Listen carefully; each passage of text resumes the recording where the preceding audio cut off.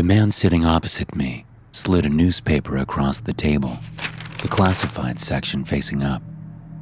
Near the bottom right corner of the paper was a red circle around a single help wanted ad.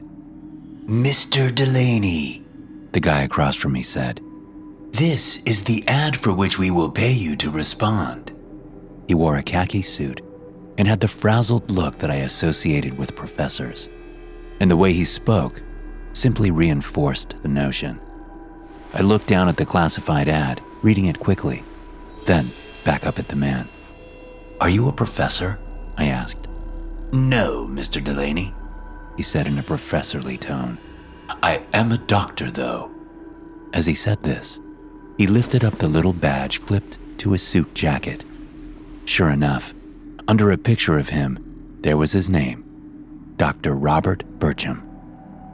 Close enough, I said, smiling to myself. The doc smirked, and I got the hint. All right, I continued. How much are you going to pay me? The posting online said $300. That's correct, Mr. Delaney. We'll...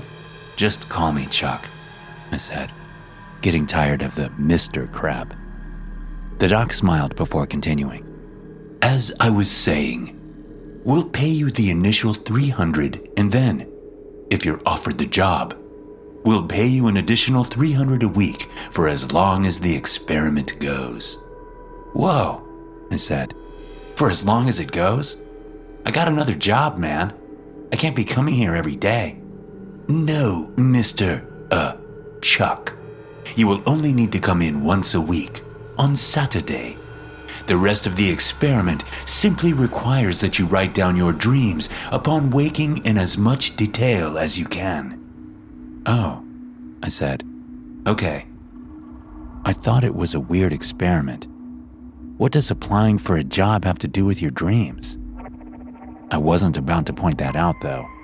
An extra $300 is an extra $300, no matter which side of your bread you butter.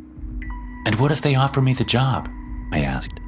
Like I said, I understand, Chuck, Dr. Burcham said. If you are offered the job, you'll need to accept it. But you won't have to do anything else. You'll still have your days free for your other job. Okay, I said, skeptical. Well, if that's the case, you have yourself a deal. Great, Burcham said, leaning over in his chair and grabbing something from his briefcase on the floor. Why don't you call the number now, on speaker, and I'll record it. Then, we'll send you on your way with your $300. You got it, I said, pulling out my phone and dialing the number on the classified ad. I waited until Burcham had his little digital recorder set up before I hit the call button and then the speaker button. The line started ringing after a couple of seconds. Palace Incorporated, a female voice said through the phone. This is Jenny with Human Resources. How can I help you? Hi, Jenny, I said, giving a thumbs up to Dr. Burcham. My name is Charles Delaney. I saw your ad in the newspaper about the janitorial job. I'd like to apply, please. Hello, Mr. Delaney, Jenny said. That's great. Give me just 1 second. The line went quiet for a few moments, and I assumed she had put me on hold. Mr. Delaney, are you still there? Jenny said. Yes, I'm still here. Great. We would love to interview you. Someone will be in contact for the interview process. Okay, I said. Do you need anything from me? Phone number or email address or anything? We have all we need, Jenny said. Thank you, sir. Have a wonderful day. I ended the call. Well, that was easy, I said. Yes, Burcham said. Now remember, starting tomorrow, you'll need to write down your dreams in as much detail as possible. My assistant, Sean, out front will give you the relevant information and the $300. Give me a call to let me know if you got the job. If so, we'll plan on meeting here again next Saturday. Same time. Sound good? Sure thing, Doc, I said. Easiest $300 I ever made. I got my money in the small folder with the contact information and instructions in writing before heading home. It was Saturday, and I was planning on having a few beers, watching a movie, and passing out on the couch. And with a fresh $300 in my pocket, I'd go for the expensive beers. My night went exactly as I planned, and sometime around midnight, I fell asleep. I woke up the next morning with a headache and the memories of an extremely vivid dream. As Sunday morning turned into Sunday afternoon, my headache cleared, but the memory of the dream stuck with me. Finally, I picked up my phone and called Dr. Burcham. You knew this would happen? I asked him as soon as he said hello. Knew what would happen? He asked. I had a dream last night where I interviewed at that place, Pellis. It was so real. They offered me the job and I took it, just like you said. But how? I don't get it, Doc, and I don't like it. I hypothesized that this might happen, Dr. Burcham said in a calm voice. This is why we're doing the experiment, Chuck. This is important.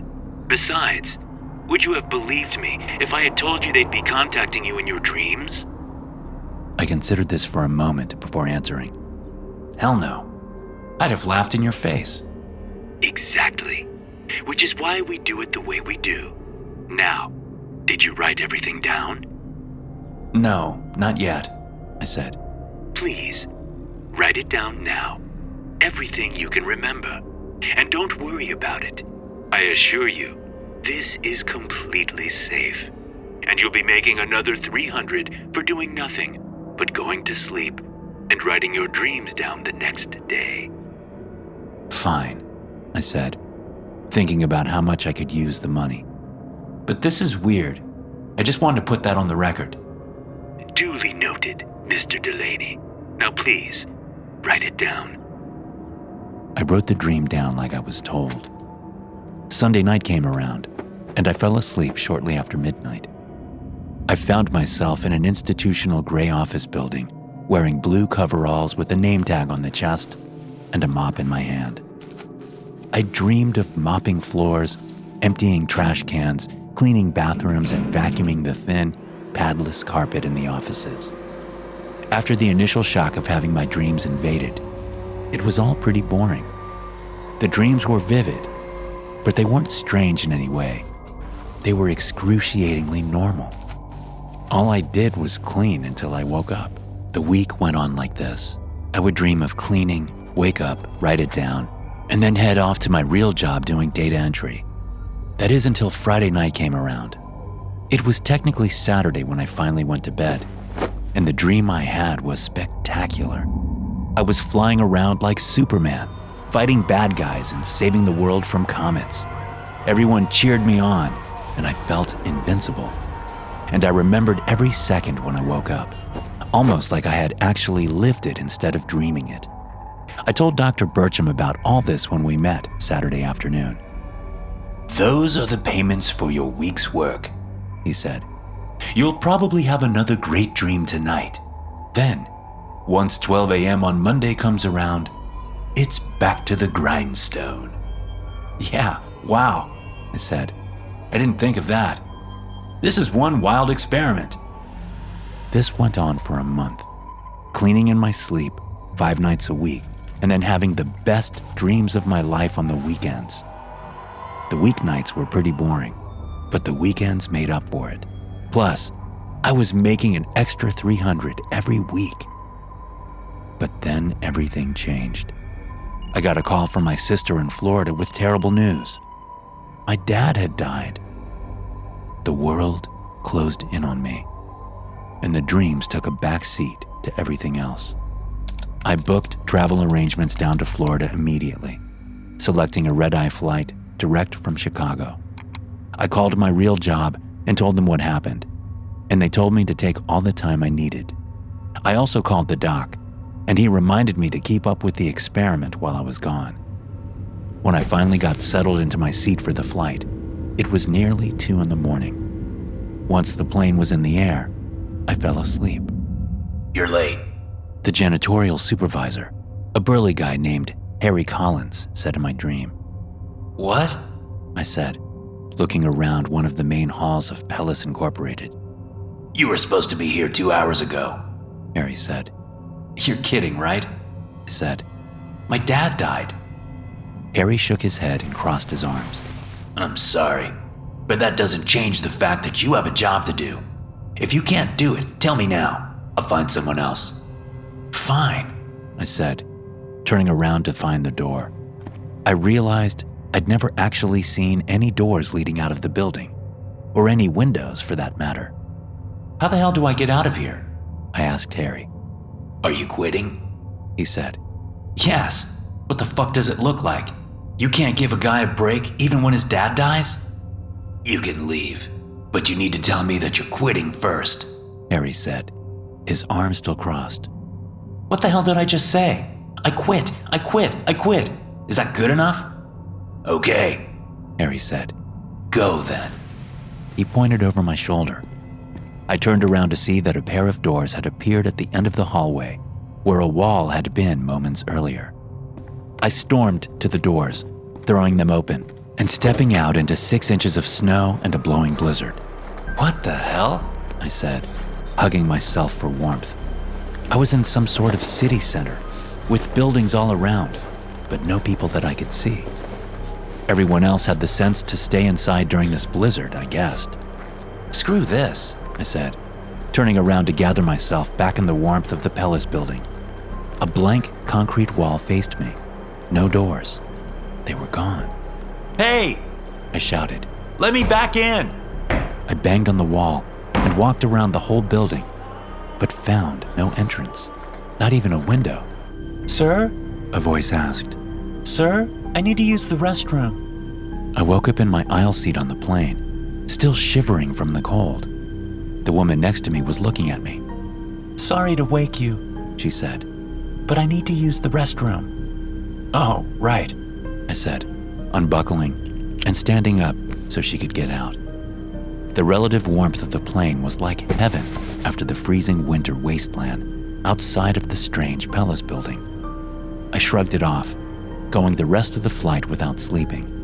In fact, I didn't sleep again until the next night, after a long day of visiting with friends and family, soaking up the terrible shock of my father's death.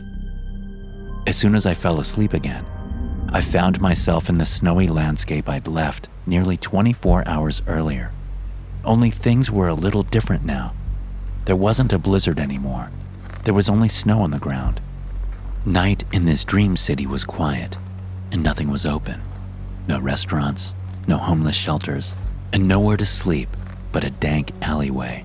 Nothing to keep me warm but an old, ratty blanket that I found in a dumpster. When I awoke in the morning in the guest bedroom of my parents' house, I couldn't help but cry with relief. 8 hours in the frigid cold was more than I could handle.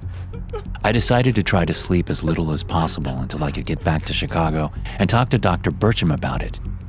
So by the time my dad's funeral was over and done with 3 days later, I could barely keep my eyes open. My flight back to Chicago was in the middle of the day, and I fell asleep almost immediately, despite my best efforts to stay awake. I found myself in that same dank, freezing alley, but now there was someone else there, another man. "Excuse me," I said to him, looking at his head where it stuck out of a large cardboard box across the alley from me. "Is there no homeless shelter around here?" He opened his red eyes at my question, a move that seemed to cause him immense pain. "You must be new here, you poor bastard," he said. "Let me guess. You answered an ad in the paper? Got a weird job you only did in your sleep, but then you lost it?" "I quit," I said with a hint of pride. "No difference," the man said. "The only ones that end up on the street in this place are the ones who quit or get fired. I've been on these streets every night for years." "You don't know how to make it stop?" I asked, bundling myself further in the damp blanket. "Have you tried to get your job back? Or get another one?" "It doesn't work, kid. I've tried it all." "So, what do you do? Just come here every night?" I asked, unable to see how I could come to this place every night for the rest of my life. "It's the only thing you can do. Unless you want to kill yourself, that is.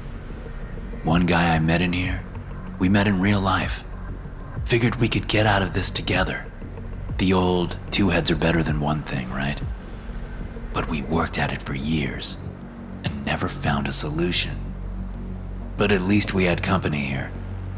We'd meet here every night and talk the cold away, if such a thing is possible, because it's never summer here, always winter. Then, one day, I went to sleep, and he wasn't here. Next day, I found out that he put a bullet in his brain. Couldn't take it anymore. But that's not me, kid. I got a family on the outside. I can't leave them behind, no matter how bad it is here. Jesus! An elbow to the ribs woke me up on the plane. The man next to me gave me a sheepish grin and said he was sorry. "Thank you," I said. He gave me a strange look, but I was really thankful that he woke me up. I spent the rest of the flight thinking about suicide. How I would do it. Whether it would be worth it. How long I could continue living if I had to go to that place every night. I started considering doing speed or meth to keep me up, or narcotics to keep me from dreaming. I'd have to sleep eventually, though. I knew that much. I walked like a zombie off the plane into O'Hare Airport. The hour or so of sleep I'd gotten on the plane wasn't nearly enough to energize me, and I waited for my baggage in a state halfway between asleep and awake. I managed to make it back to my car in long-term parking with no problem. As I sat behind the wheel, I slapped my face a few times to wake up, then started on my way home. I drove out of the airport, the air conditioner blasting cold air to keep me awake. Then I was suddenly in the alley again, wrapped in my pitiful blanket. I looked around in panic, realizing that I had fallen asleep driving. I slapped my face and slammed my head into the wall, but it didn't wake me up. What did wake me up was the blaring of a semi-truck's horn. I jerked my eyes open, the truck's headlights blinding me, its squealing brakes my own personal swan song. I yanked the wheel to the right, but it was too late. I hit the truck going nearly 50 miles an hour. The impact snapped my head sideways, smashing it into the door frame. The next thing I knew, I was back in the frigid alley, my damp blanket pulled tight around my shoulders, but providing no real protection from the cold. At first, I thought I'd simply been knocked unconscious, but I know that's not the case now. The days, if they can even be called days, drag on, and I never wake up. The only thing that makes sense is a coma. I'm being kept alive by machines. My mother and sister holding out hope for my recovery, without knowing they've locked me in a prison where the sun never shines and it's always cold. A place where I can never get a job, or sleep in a bed, or eat a proper meal. But that's not the worst of it. There are rats here, thousands of them. They started coming after me when they realized I couldn't leave. They gnaw at me, tearing my freezing flesh apart, but I never die.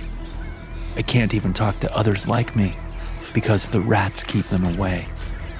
I spend my days praying for death, but I can't die. Not here. And that's all I want now. I want to wake up, but not to live my normal life. I want to wake up so I can finish the job, so I can end it all and escape this wretched existence. But I can't wake up. I'm trapped here. And if there's one thing I wish for more than death, it's that I'd never taken that fucking job. SCP-838 is the collective term for a series of job ads appearing in newspapers that print in the Chicago area, and whatever agency is behind them. The job offered varies between instances and has included positions in accounting, management, and janitorial work, among others. Attempts to trace these classifieds have proven unsuccessful. The next time a person who has responded to SCP-838 falls asleep, he or she immediately enters REM sleep. Upon awakening, the affected individuals report experiencing extremely vivid dreams of having had a job interview for the advertised job in a large, windowless office building at a company called Pellis, Inc. Subjects deemed qualified are offered a job. Anyone hired by Pellis, Inc. is to be considered part of SCP-838-1. Those not offered jobs are unaffected. When members of SCP-838-1 sleep during the week, they report vivid dreams of working the Palace Inc. building.